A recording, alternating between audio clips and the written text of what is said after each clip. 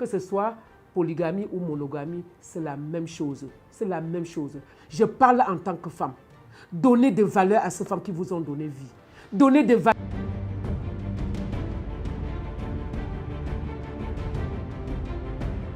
Bonjour à tout le monde. Bonjour à tout le monde entier. Bonjour à tous ceux qui m'écoutent chaque jour. Je vous remercie surtout ceux-là qui partagent mes vidéos chaque matin et qui me posent des questions. Je vous dis merci que vous continuez à les partager. Moi, je suis Madame Fossi Thérèse. Je suis là aujourd'hui pour vous parler de la polygamie et la monogamie. Quels sont les avantages de la monogamie? Quels sont les inconvénients de la monogamie? Nous allons parler aujourd'hui de la polygamie qui va vraiment vous aider.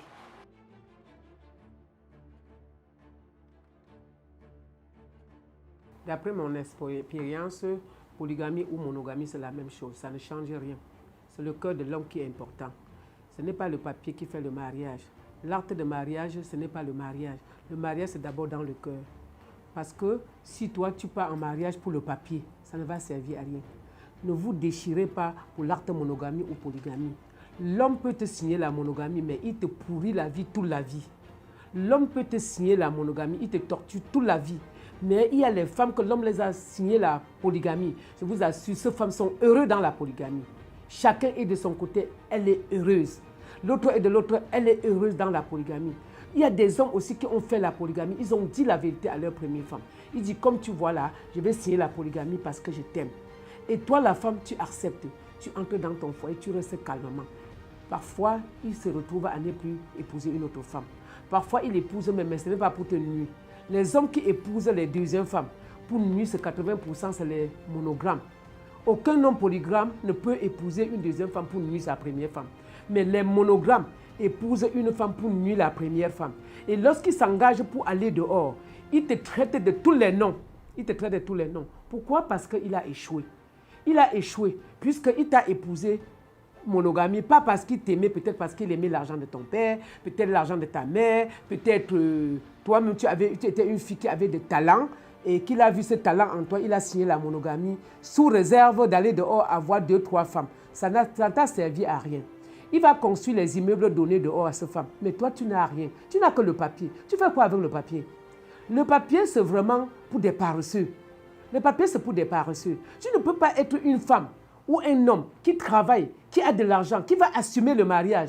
Tu peux signer la monogamie parce que la monogamie est le régime le plus bon. Non, tu n'es pas un homme là-bas. Tu as échoué toi-même. L'homme qui est sûr de lui, il doit signer la polygamie et assumer, s'occuper de ses enfants et de sa femme. Maintenant, l'homme qui n'est pas sûr de lui, ici la monogamie. Car ici la monogamie, c'est parce qu'il n'a rien à apporter dans le foyer. Parce que s'il avait quelque chose à apporter dans le foyer, il devait signer la polygamie pour ne même pas faire la polygamie. Pour dire à sa femme que je suis un homme. Là, c'est pour dire que je suis un homme. Mais ça, c'est le cas de l'Afrique. Ça, c'est le cas de l'Afrique. La diaspora, c'est deux choses différentes. Parce que les chiffres ne manquent pas. Les chiffres là-bas, le salaire de la femme, on connaît. Le salaire de l'homme, on connaît. S'il y a n'importe quel business, on connaît quand même un peu, à peu près. Ça peut être un peu, mais pas trop. Mais dans la diaspora, ne confond pas avec l'Afrique. En Afrique, quand moi, je peux acheter mes tomates, mon mari peut acheter peut-être ses plantains, il ne peut jamais maîtriser mon chiffre d'affaires. Il ne peut jamais maîtriser. Donc, tout ce régime-là, tout ça, c'est le cœur. Si quelqu'un n'a pas le cœur sur toi, il signe n'importe quel papier, il va te mater toute la vie.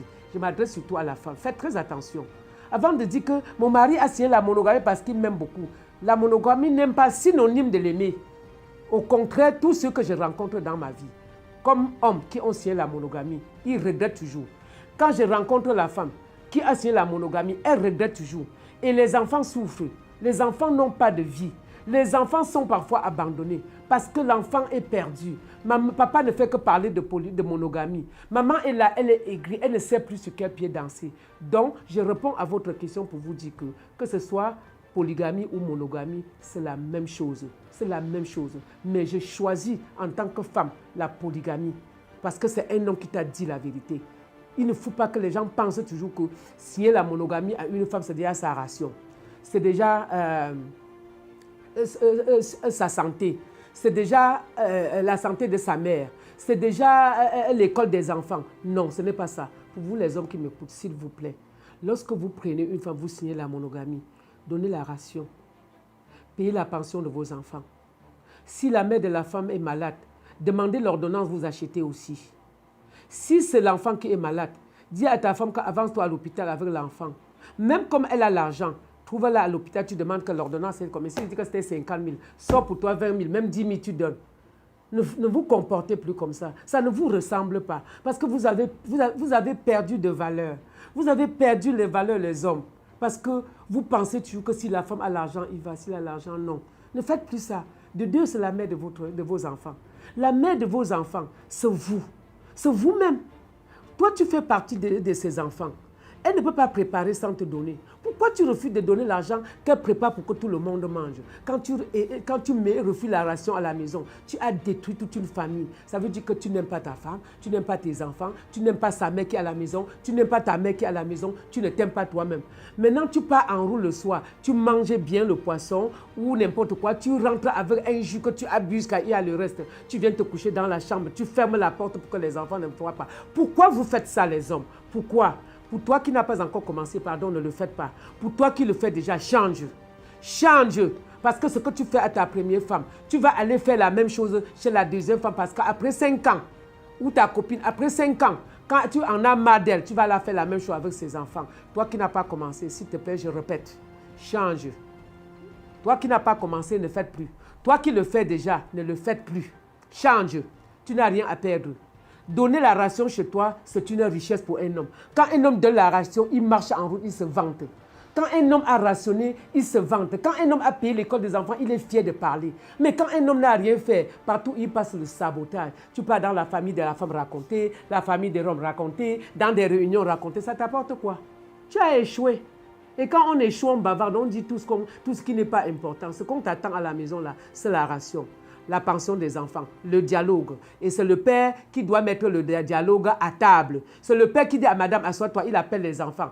Alors, ne parlez plus mal à ma femme. C'est ma femme, ce n'est pas votre femme. Alors, c'est ma femme. Prépare, si les enfants-là ne veulent pas te respecter, ne leur donne pas à manger. C'est toi le père. Si tu ne fais pas, tu as échoué.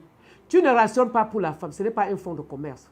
Ce n'est pas un capital. Je reprends mes mots. Je pèse mes mots. Parce que vous, les hommes, vous exagérez. Je parle en tant que femme. Donnez des valeurs à ces femmes qui vous ont donné vie. Donnez des valeurs à ces femmes qui préparent vous manger. Donnez à ces femmes qui gardent ta mère.